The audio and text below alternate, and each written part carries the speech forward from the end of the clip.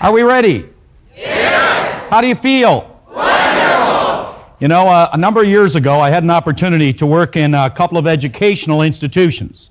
And if you were to go, how many people from Mississauga? We got some people from Mississauga. You know, as you go up Highway 10, just past Eglinton, you see two big buildings on the left-hand side if you're going north. And one building is the Peel Separate School Board, and the other one is the Public School Board. And I've had an opportunity to speak in one of those beautiful buildings. And any time that I ever go there, I always speak on this subject, psycho-cybernetics. And one of the reasons I speak on it, because really, I think it's the bottom line in not just selling, but in living, period. Because Maxwell Maltz has probably put together the best piece of material that has ever been put together on this subject called psycho-cybernetics. Now, when I go to any one of those places, I will put something like our stick person on the board, and I will put the idea in the bottom part of the personality that we've been referring to, the subconscious mind.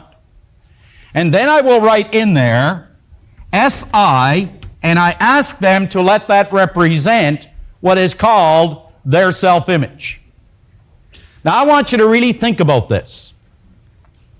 I start off every single self-image seminar exactly the same way. And I'll say something like this. We don't have what is called a drug problem on our campuses today. Not at York University, not at the local high school, not at any school in this country. And I will deliberately walk to the podium and I will stop. And I'll pause for about 30 seconds after I make that statement. And you can see people elbowing each other or whispering to each other, wondering, where did they get this one? Because you see, that's kind of a ludicrous statement. Bob mentioned this morning that dis-ease is a symptom. The use of drugs is a symptom, behind which there lies a cause. Because we don't have, as Maltz mentioned, we don't have a drug problem, we don't have a drinking problem, we don't have a financial problem, we don't have a relationship problem, and we don't have, you could say, a productivity problem. The only problem we ever have with respect to those areas is a self-image problem. Now put your thinking cap on and examine this idea. I started off this morning and I said this. You can take anything that I'm going to say, or Bob, and you can reject it. You can do that. Or you can take the information and you can accept it. You can do that. Or you can just neglect it. And I said, don't accept, don't reject, and don't neglect what you hear. But I mentioned that only a fool would not take an idea.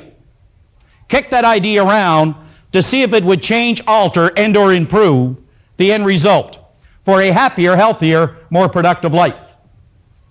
You see, if there was one thing that I ever wanted to get across to my kids or to you, is that our self-image, it sets the boundaries of performance in your life and in mine.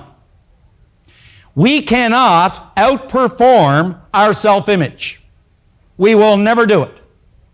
Whether it's weight, and Bob will go over this in detail, whether it's income, whether it's relationships, no matter what it happens to be, our image is the governor that sets the boundaries of performance in each and every area of our life. Our image. Now think about this. I want you to imagine for a moment, I want you to go way back to when Socrates was teaching. Now Socrates taught much, but he wrote very little. Plato took what he learned from Socrates and he put it into words, and we were all the benefactors of the work of Socrates. So Socrates decided that he was going to try to use an analogy to teach people something about this governor, about this concept, about this belief system, this idea, this image of self, and how it controls all the performance in each person's life. And this is the way he was able to do it. He said, I want you to imagine all these prisoners in an underground den. He said they have been there since birth, and they're all lined up beside one another. He said they're chained at the neck, they're chained at the feet, and they're chained at the hands to one another, and they all stand in an even line. They can sit, they can stand, they can turn their head each way, they can take a step this way and a step that way, but that is the extent of it. Which is symbolic to mean that many of us stand on what is called this 50-yard line of life, afraid to go for the goal because we might miss. We don't want to go too far back because we might fail. We don't seem to understand that it's got something to do with the concept or the image we hold of us. He said, now, I want you to imagine that they have never ever laid eyes on human life because the cave is dark, they cannot see one another. Now, he said, in front of all of them, there is a big wall from which shadows are moving back and forth. And he said, from these shadows, there are voices coming as though they're coming right from the shadows directly to the prisoners in this underground den. Are you with me? Yes. Now he said, the shadows and the voices are coming from one area of the den. Way back behind these prisoners, there are people walking back and forth, unaware of the prisoners further in the den. And he said what they are people coming in from the ocean, going up through a cave, carrying treasures from their ships that they took at sea. And as they walk by a flaming fire, and as they do, their shadows bounce off the wall of the den and come back at the prisoners who are staring at the wall. And as they speak, their voices travel and they echo from the wall, so it would appear that the voices and shadows on the wall of the den to the prisoners is real. They have no knowledge of what's going on at the back. Now I want you to imagine that one day the chains break away from the one prisoner standing at the end of this line. I want you to picture that. He's standing here and the shackles fall from the prisoner. As they fall from him, he looks and he sees a light coming down from the surface of the den, coming out in the shape of an elbow directly in the area he is looking. Now, since all of us, you and I, since all of us are motivated to move in the direction of the light,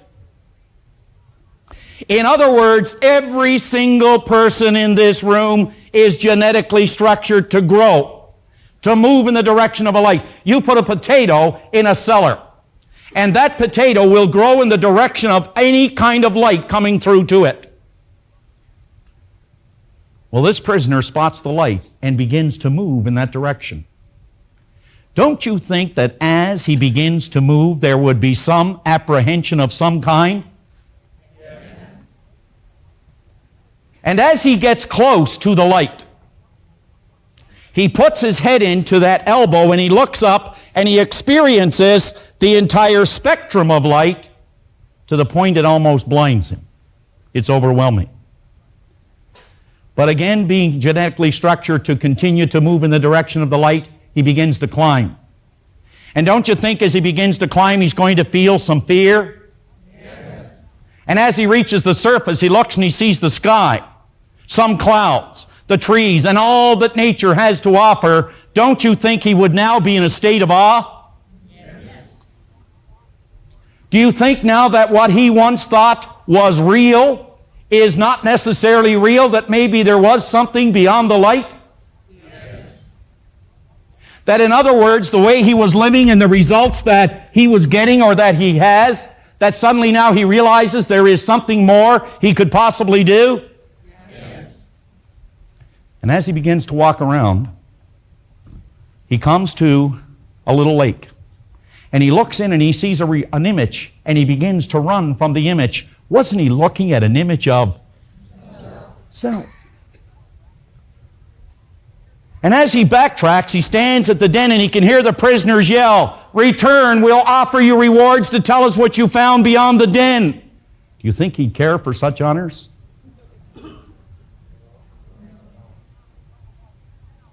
And if he did go down and tell them what he found, do you think they would believe him?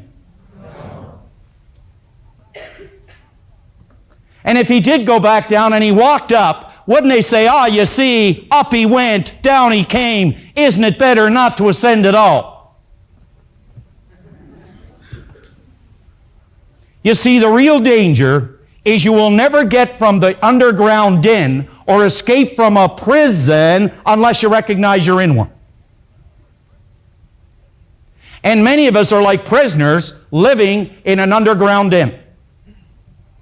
And the moment that we begin to attempt to even see ourselves as we would rather, or as we could, or as we want to be, keep in mind we are forever going to be pulled, grabbed, held onto as a hostage by the prisoners in the underground den. By the prisoners in an underground den. Something quickly that I had on here and it's disappeared. Way over in Africa, they take a little beast when it's brand new. It's called an elephant. And they take this little elephant, they put a chain around its leg. And they take this 3-foot chain and they put it on a little stake and they put it in the ground. And you know, for days and days, this little guy, he begins to pull and pull against the stake and chain, but he's too weak at that time to dislodge it. He tries and he tries and he tries for days and days and days, but soon he gives up because he's too weak to pull the chain. Do you know, folks, years and years later, when this beast is fully grown, capable of pulling loaded railway cars, capable of pulling 10 times its own weight, at the end of a working day, they will take him, put the chain around his ankle, put it on that little 3-foot chain onto the stake in the ground. Something that he could pull out at a moment's notice. But he continues to hang on to that chain. He will not move. The only thing that might move the elephant is fire. He will actually stay until he starves to death. What is really holding the elephant? Conditioning? Well, you see, an elephant doesn't have a self-image. But here's the most interesting thing you can learn from what Bob is going to take you through. There isn't a person in this room that was born with a self-image. I think that in that book, one of the, I guess you could say, the greatest point of awareness, that when I read this, was one thing, that I wasn't born with a self-image.